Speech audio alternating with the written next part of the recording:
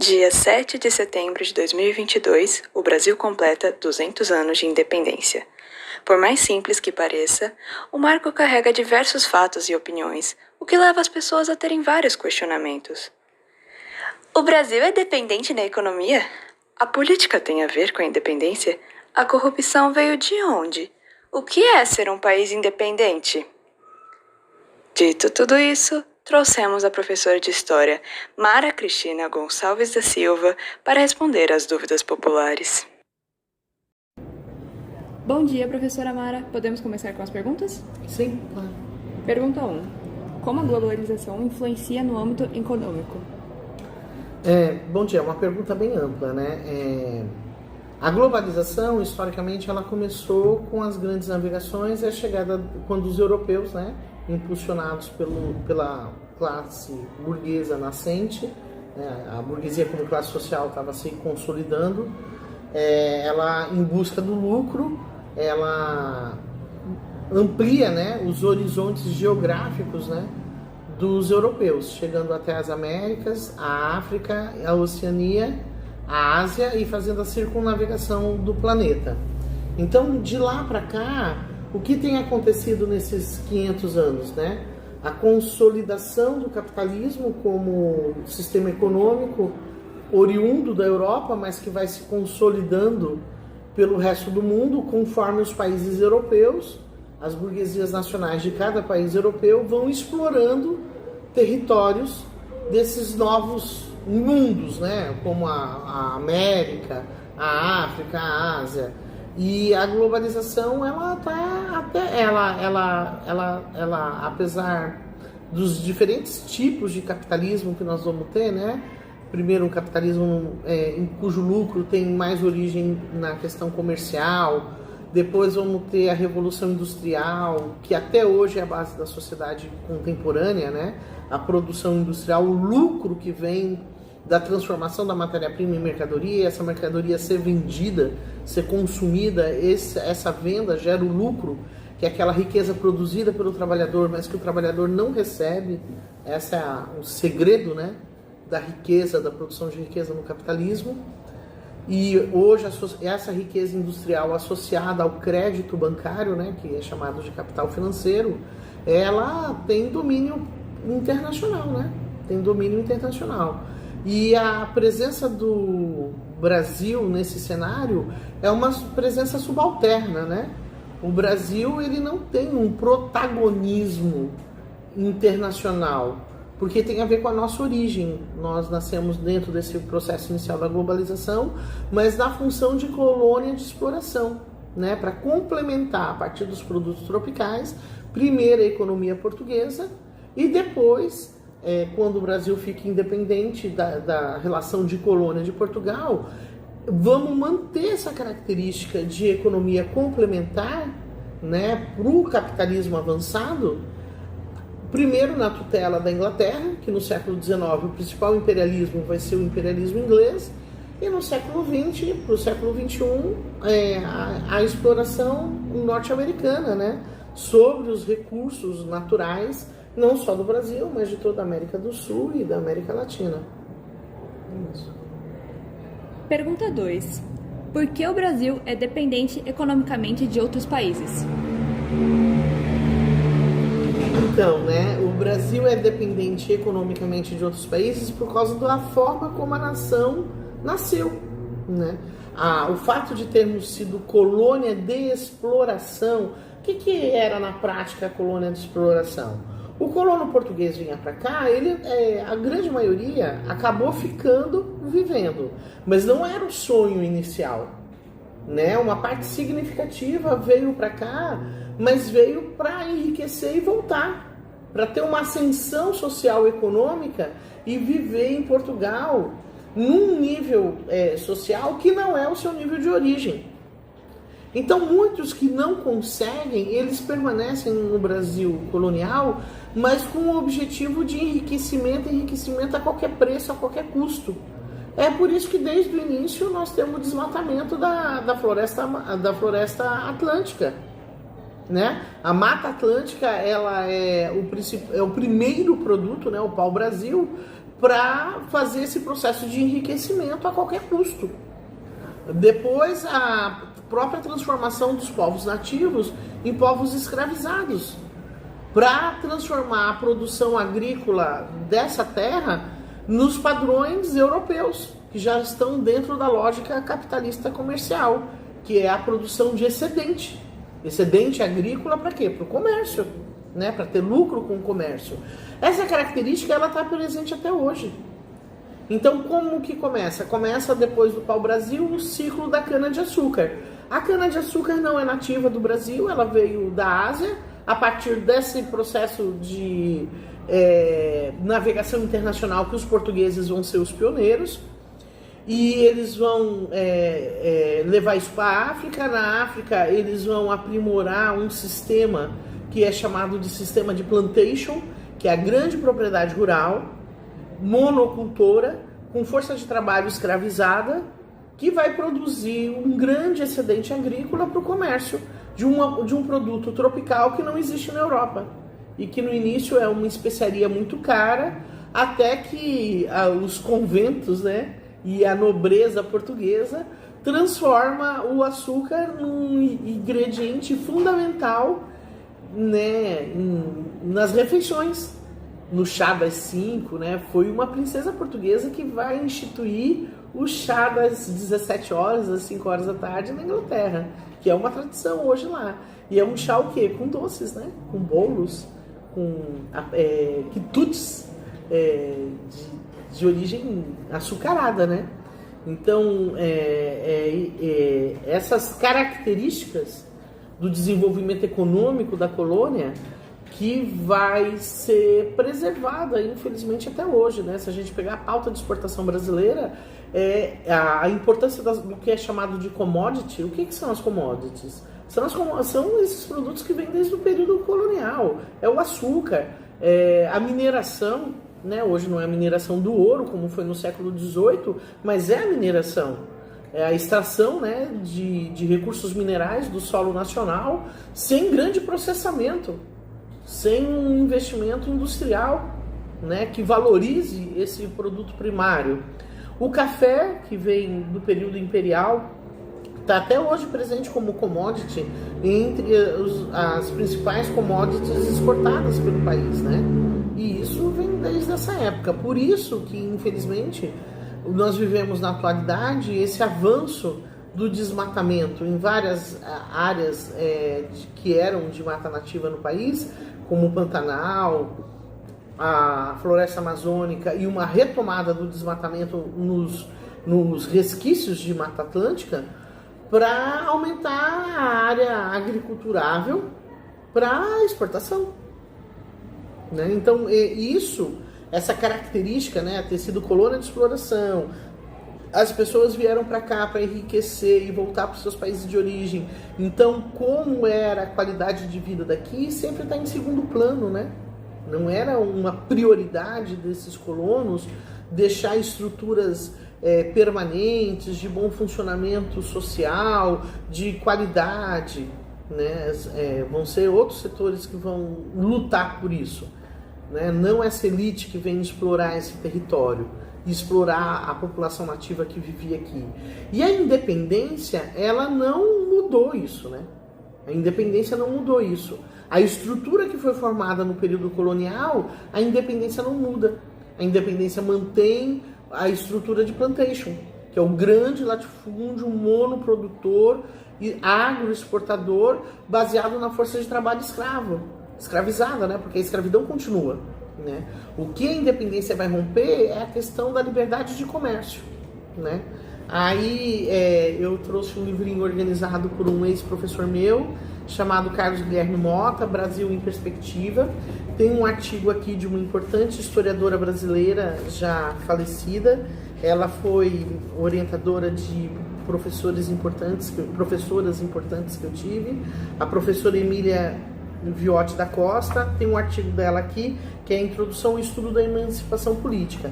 E ela encerra é um artigo de 60 e poucas páginas, faz já algumas décadas que eu li, mas ter reencontrado o artigo, né, a conclusão dela, na minha opinião, é perfeita para a gente entender como a independência ela não contribuiu ou ela não enfrentou o problema da dependência econômica. A emancipação política realizada pelas categorias dominantes interessadas em assegurar a preservação da ordem estabelecida, cujo único objetivo era romper o sistema colonial, que ele significava, o sistema colonial, no que ele significava de restrição à liberdade de comércio e à autonomia administrativa, não ultrapassaria seus próprios limites. Então foi uma independência conservadora que respeitou o que essas elites estabeleceram, né? Não houve nenhum avanço em relação ao que eles queriam, que era o fim do monopólio comercial com Portugal, liberdade de comércio com a Inglaterra ou com outros países. A ordem econômica seria preservada, que é o que eu falei para vocês do plantation, né? Latifúndio, grande propriedade rural, latifúndio, agroexportador, então produz uma atividade agrícola para exportação, monocultor, quer dizer, é uma cultura só, com a escravidão mantida. A nação independente continuaria subordinada à economia colonial, passando do domínio português à tutela britânica. A fachada liberal construída pela elite europeizada ocultava a miséria e escravidão da maioria dos habitantes do país. Conquistar a emancipação definitiva da nação, ampliar o significado dos princípios constitucionais, seria tarefa relegada aos pósteros, quer dizer, às próximas gerações, né?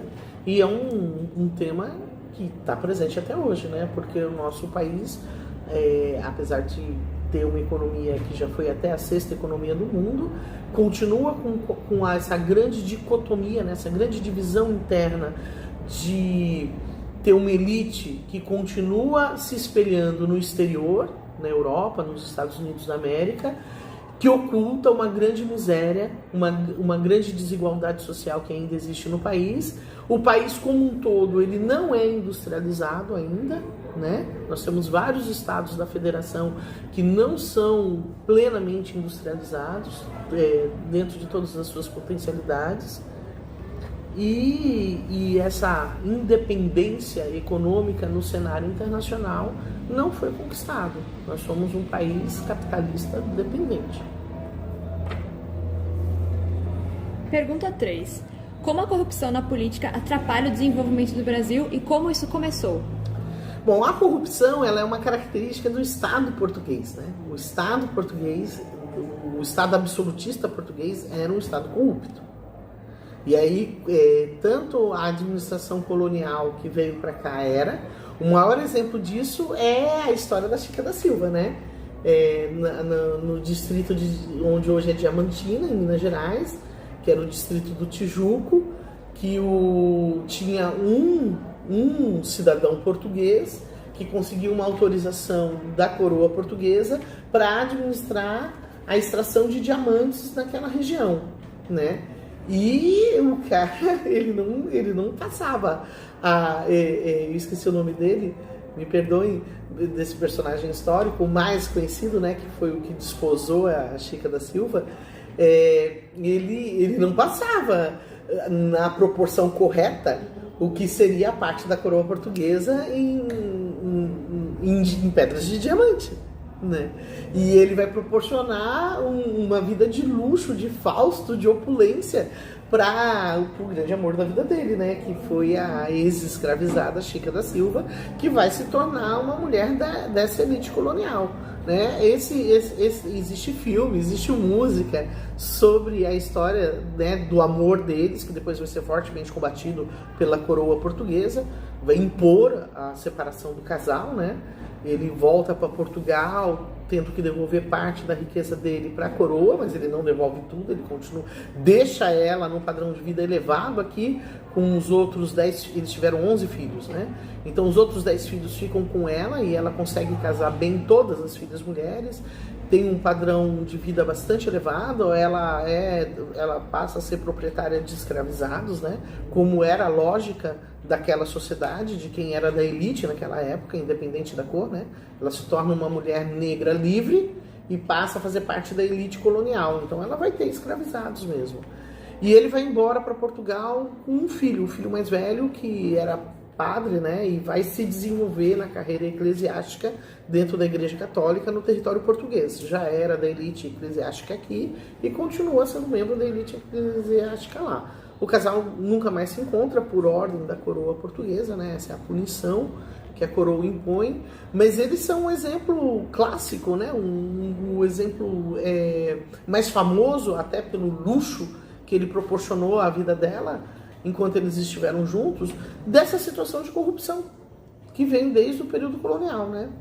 Uma outra característica é que tem vários exemplos da política colonial. Por exemplo, né, os jesuítas conseguem aprovar que os nativos que são cristianizados, eles não podem ser escravizados.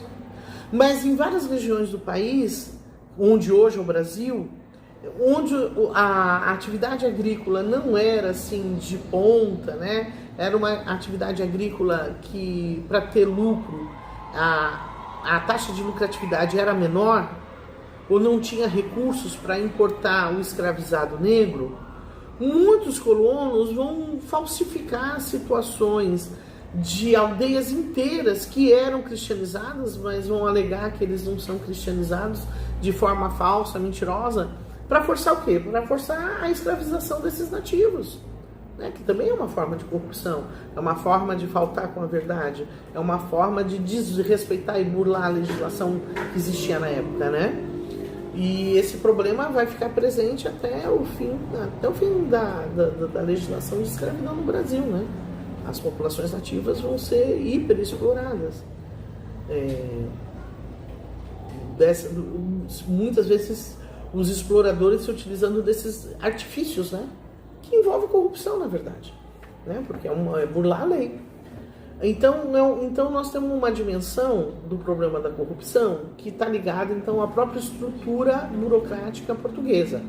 Por exemplo, tem um relato que diz que quando Dom Pedro I abdicou no primeiro reinado, em 1831, e ele voltou de navio para Portugal, ele parece que voltou num navio inglês.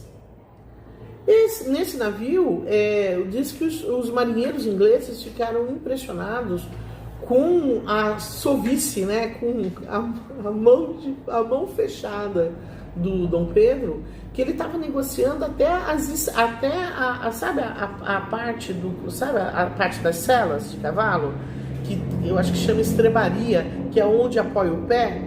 Então ele tinha eu acho que ele tinha uma ou outra conjuntos de estrebaria que eram de prata e outros de ferro gusa, coisa muito sofisticada para a época. E ele estava negociando com os marinheiros, com os oficiais ingleses, querendo assim quantidades significativas por esses pertences, entendeu? Né?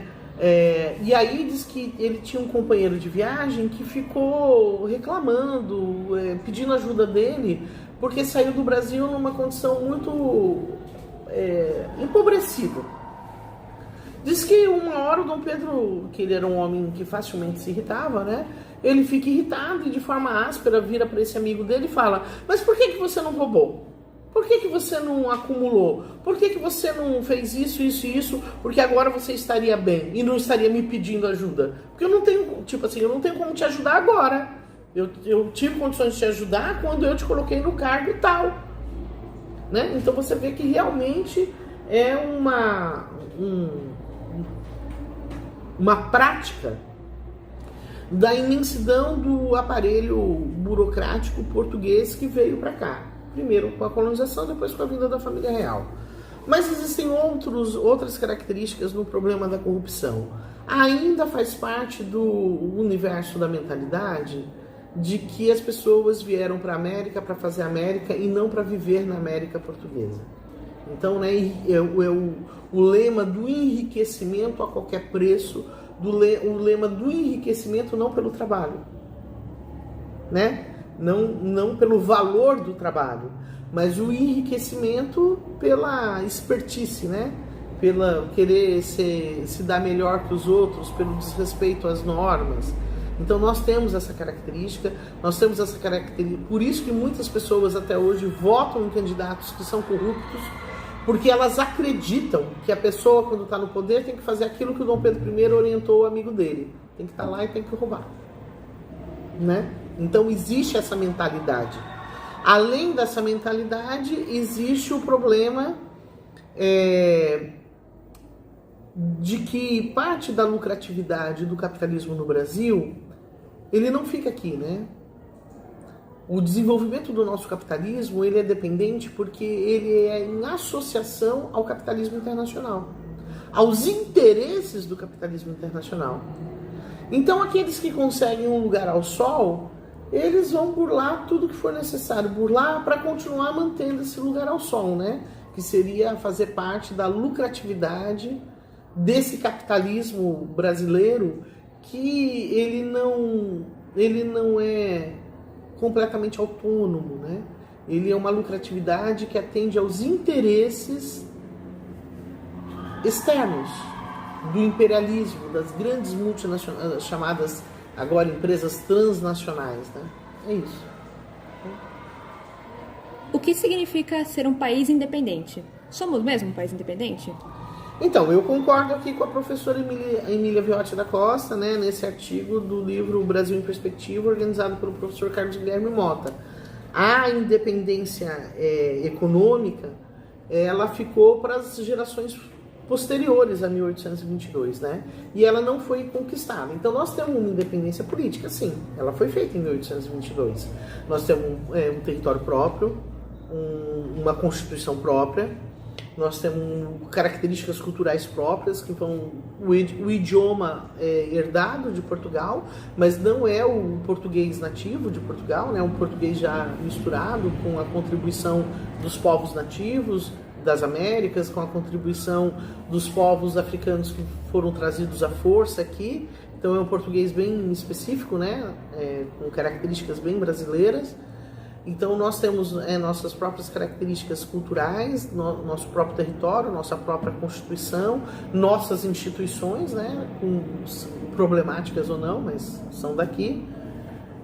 Então a independência política ela foi feita, mas como a professora Emília disse, né, nós saímos do domínio colonial português e passamos à tutela britânica, porque o principal imperialismo no século XIX é o imperialismo inglês.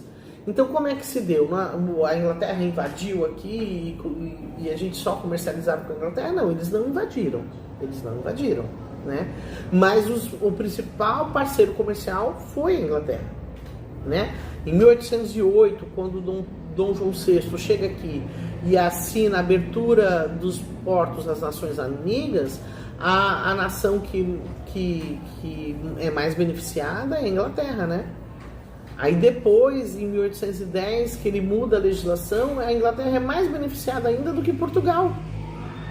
Então, quando em 1822 o Dom Pedro rompe os laços de dependência política com Portugal, ele mantém esses privilégios da Inglaterra. E como é que vai se orquestrando essa dependência? Por dívida, né? Portugal exige 2 milhões de libras esterlinas para reconhecer a independência do Brasil. Por causa do Congresso de Viena, nenhum país europeu ia negociar com o Brasil enquanto Portugal não reconhecesse a nossa independência. Aí a Inglaterra empresta os 2 milhões de libras esterlinas, que era exatamente o valor de uma dívida que Portugal tinha com o banco inglês. Então o dinheiro nem saiu da Inglaterra, né?